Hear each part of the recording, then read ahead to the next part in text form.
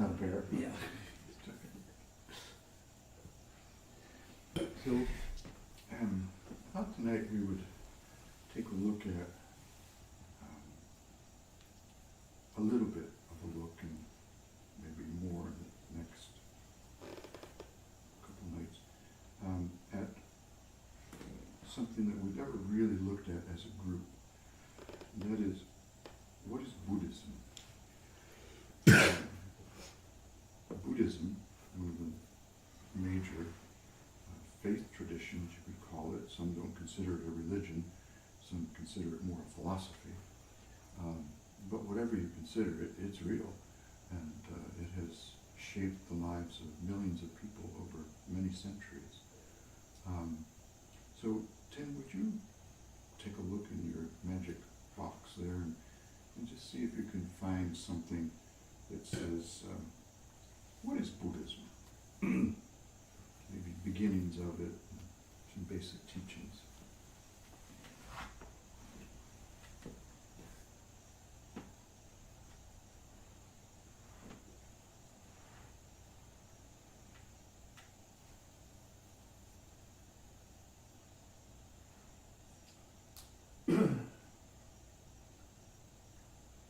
Buddhism is an Indian religion based on teachings attributed to the Buddha, a wandering teacher who lived in the 6th or 5th century BCE.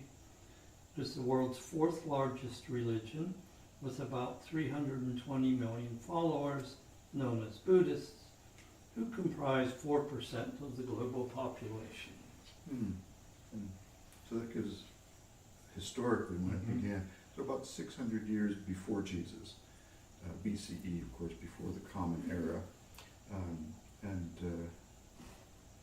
from India. What was it a response to in terms of religious faith? Buddhist teachings is all I know. In response to Hindu teaching. Oh, In response to the okay. Hindu, the essence of the Hindu tradition. And in some ways it departs from it, of course. But it's like Christianity was birthed out of Judaism. Yeah. Buddhism was birthed out of Hinduism, basically. So it's before Christianity. And as it says there, it's based on the teachings and practice of this person who's called the Buddha, also known as Siddhartha. Gautama. So that's interesting.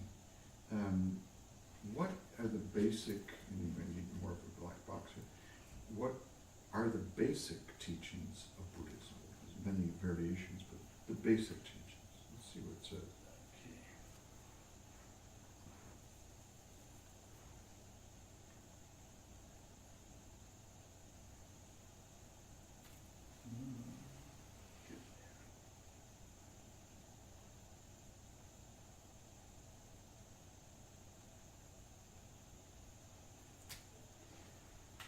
That is interesting, that like Christianity was a response to the brutality of life then, in the Hindu system with the castes and a lot of misery.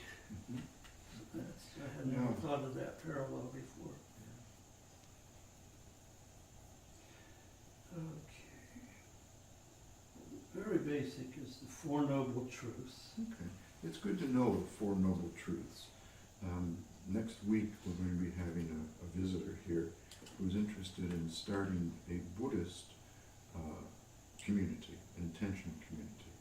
And so I'm looking forward to a conversation. Let's see what the Four Noble Truths are. What would they be? Okay.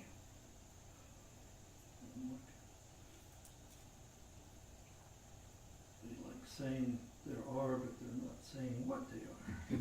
It's kind of like some commercials on YouTube. Yeah. You can have great blood pressure if you just do this, and here's why you should do this, but then you never get to it. So, the 4 basics, which are kind of vague.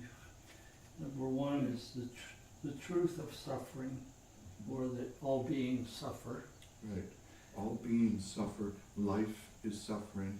The word in the language would be dukkha, Yeah. suffering. So that's where we start. Life sucks. Yeah. And then the truth of the cause of suffering, which they go elsewhere to say is attachment. So the second noble truth, the cause of suffering, and sometimes called attachment, other times called craving, desire, craving, attachment, this obsession to hold on to something, whatever it is. Could be exterior, could be interior, usually both. But that causes our suffering right there. Okay, so we've now graduated from the second noble truth. What's our way out? Is there a way out? It just says that the truth of the end of suffering, nirhodha, something like that, which I know or have heard explained as letting go of that attachment, learning to let all that go, the craving, etc. Right. So what does it say specifically, the third one? The truth of the end of suffering, and then another word. Okay. So in other words, they're saying there is a way out. Yeah. There is an end to suffering. And then, it's like drum roll time, the fourth noble truth. The truth of the path that frees us from suffering, Right. which is the Eightfold Path. Right. So the fourth noble truth is the way out. It's the path. And it's sometimes called the Eightfold. That's what I've heard Eightfold it Path, called. right. Does it say what the Eightfold Path is? Well, I'm looking.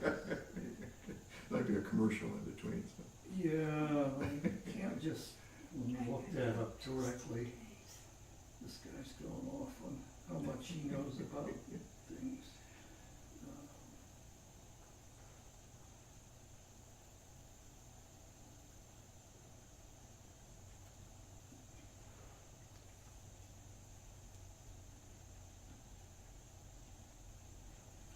Okay, in brief, it's a set of practices or ways of living that they teach it. That's why he called it the middle way.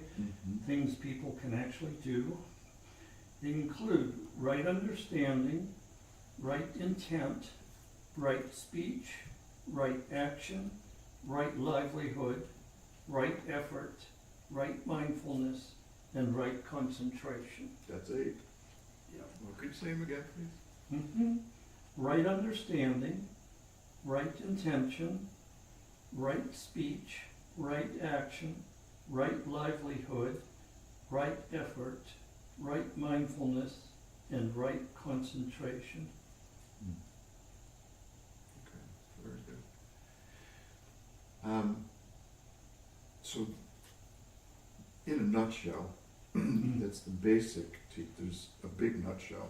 There's a lot of nuts and a lot of branches, a lot of additional things. But in a nutshell, that's what we're talking about. Of course, it begs the question, doesn't it? What is the right understanding? What is the right this, the right that the teaching says? And that's where you get into all kinds of interpretations. When you look at the Buddhist structure, there are, I think they're called the 3 gems, or the 3 things that someone who practices Buddhism takes refuge in. Do you remember what they are? There's 3 of them. I'm not recalling right now. So, first you take refuge in the Buddha. Okay, you take refuge in the Buddha. I remember when I stood in Plum Village with Thich Nhat Hanh, the Zen Buddhist monk, and he had all of us do a ceremony where we took refuge in these 3 things. So the first one is the Buddha. So you could say in the life of the Buddha, in the teaching of the Buddha, and some would say more mystically in the presence of the Buddha. But you take refuge, that's a key word, in the Buddha. The second one is you take refuge in the Dharma. Okay. Specifically, the the teaching, but even more importantly, the way of life, the Dharma, the truth of life. And then there's a third one. Remember what that is? Not tonight. It's okay. You take refuge in the Sangha. And the Sangha is the community. The Sangha is the people that are practicing this way of life. And so it really is interesting to me that these three ways of taking refuge. If the world is dukkha, suffering, sorrow, it's good to have refuge. It's good to have the sanctuaries. And these are the three in basic Buddhist teaching practice. So as we go through this, I'm just wondering, is there, first of all, any thoughts, any responses, questions, anything about so far?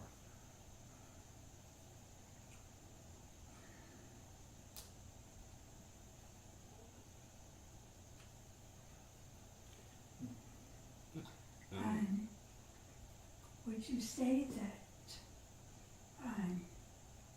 taking refuge in the Buddha doesn't necessarily mean the person, but as in Jesus, it would be the Christ? No, we're No. not talking about Jesus here. We're talking Yeah. about Buddhists, talking about And- Buddhism. I was thinking about, that saying taking refuge in the Buddha Right. might be transcending the idea of it being the person of the Buddha. Oh, well, Or the- that's where you get into interpretation. Buddha, yeah. Yeah, Yeah, that's why. some Buddhists would say, I Mhm. take refuge in the person of the Buddha. Right. Others would say, well, I take refuge in the life and the teaching of the Buddha. Mhm. And some would say something else. But it's a matter of how you see it. Yeah, And people see things differently. right. So yeah, it varies. Yeah, I was Interpretation. just Yeah. kind of wondering. Yeah. Michael, you want to say something? No, just it sounds like it's we are in control of everything, and only by our forces is our accomplish this way. Mm-hmm. I don't know if I haven't heard love yet, Right. and Right. that's a very powerful. In my life, that's a very powerful force. Right. I just didn't hear. Yeah, yeah. Just, It's good to read up on these things, of course, and when you use the word control, I'm not sure that would be exactly what is meant, but there's a difference, isn't there? I mean, we're talking about something that I can do, right? And that's true. That's true. We're not talking about reliance on God. For most Buddhists, that doesn't come into the picture. Right? So in their tradition, they're talking about what I can do. Now that's where the interesting part comes in. For many Buddhists, that's the question. Who is the I? Is the I just me? Or is the I, as Thich Nhat Hanh would say, an inter-self, which is a much bigger self, which some would say includes, for some, the divine, a kind of divine connection. But that's not true for basic Buddhist teaching, or for most Buddhists, I would say even. But what's interesting to me is that interpretation is everything. And at the same time, you're pointing out, I think, an important difference, Michael, between what we understand Christian faith to be and Buddhist practice. That's why some people don't even consider Buddhism a religion. It's more philosophy.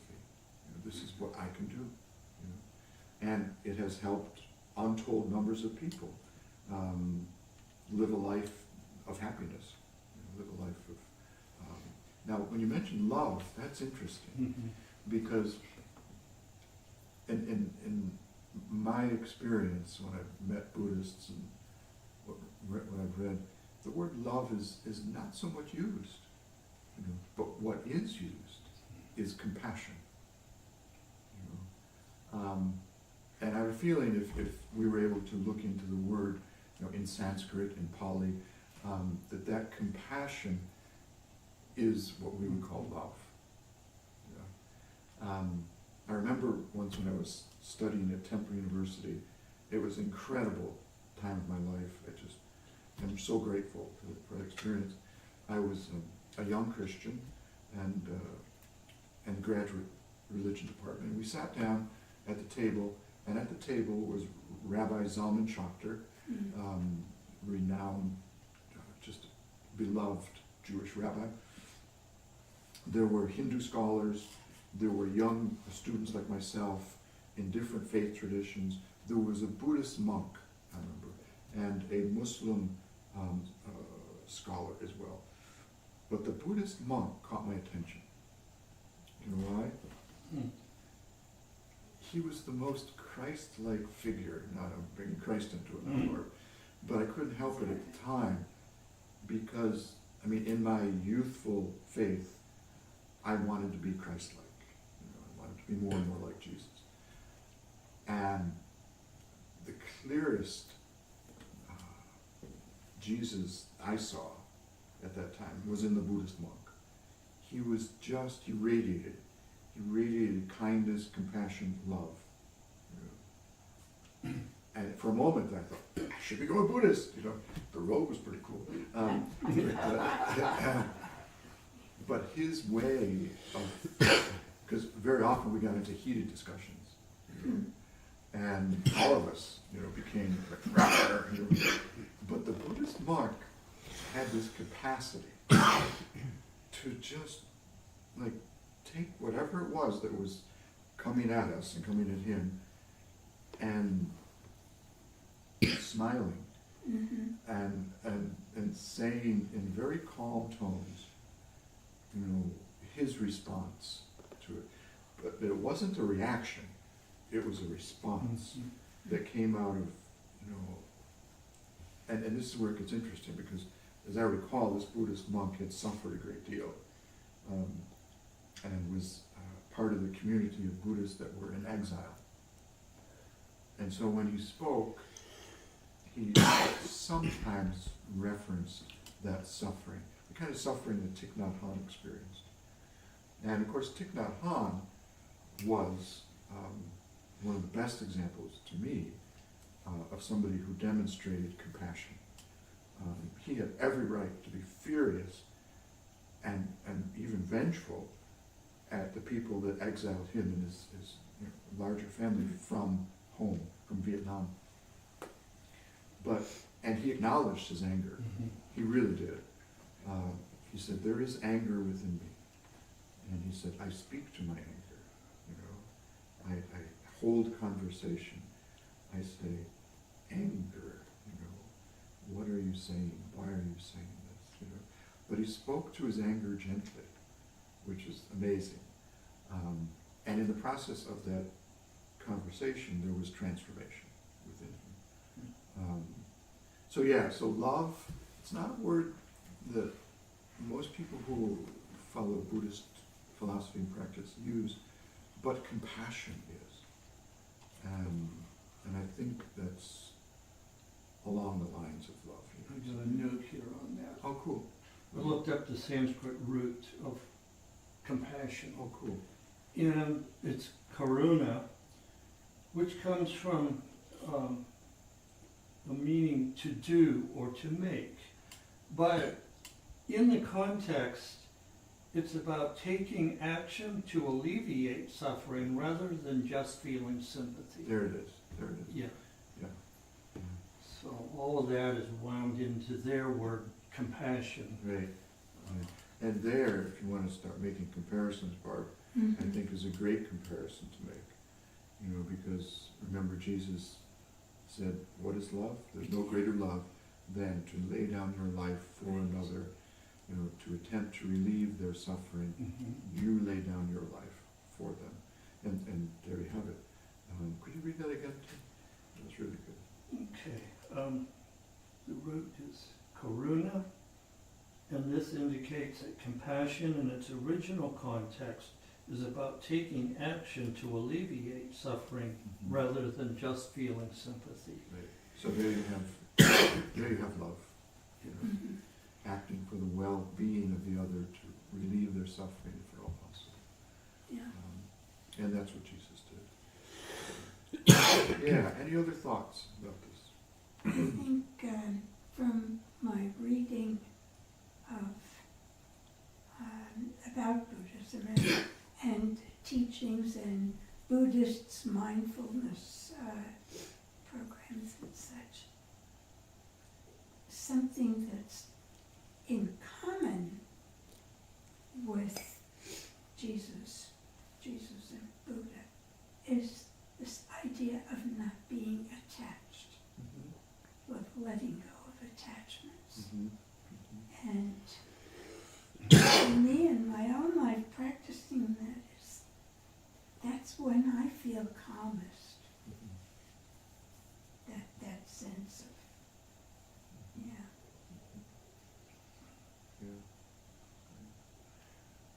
So, you know, I would just encourage us to do some more reading, do some more, YouTube's a great resource if you can find a good video on it. And didn't Keanu Reeves star as Buddha in a movie? Did he? Pretty sure he did. Can you look it up just to I be sure? didn't see that. Which movie by name? I think it's called The Buddha. Oh, I think so. He's like, he likes to star as the one. you know, Yeah. so, yeah. He doesn't use martial arts like John Wick, but he does apparently make a difference.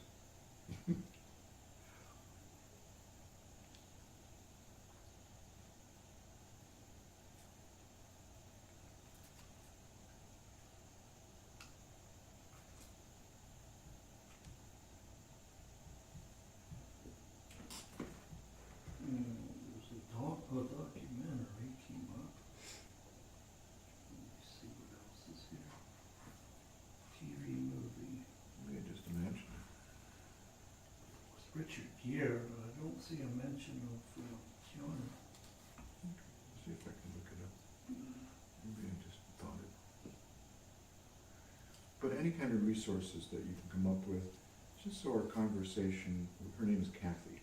Our conversation will be a rich one. The books at Arthur's a pretty quick read. If Mhm. anybody wants to, Mhm. I can grab it, I know where it is. That's a lovely little book. Yeah. Yeah, You remember the author's name? yeah, Herman Hesse. Right, Herman Hesse. Yeah, I read a couple of books by him around the same time. You find something too? No, it's just the one, this 2010 production, which is, does not have Keanu Reeves in it. It's narrated by Richard Richard Gere. Gere. Okay. Let's see if I can find it. Okay. Okay. All right, we'll close with a song.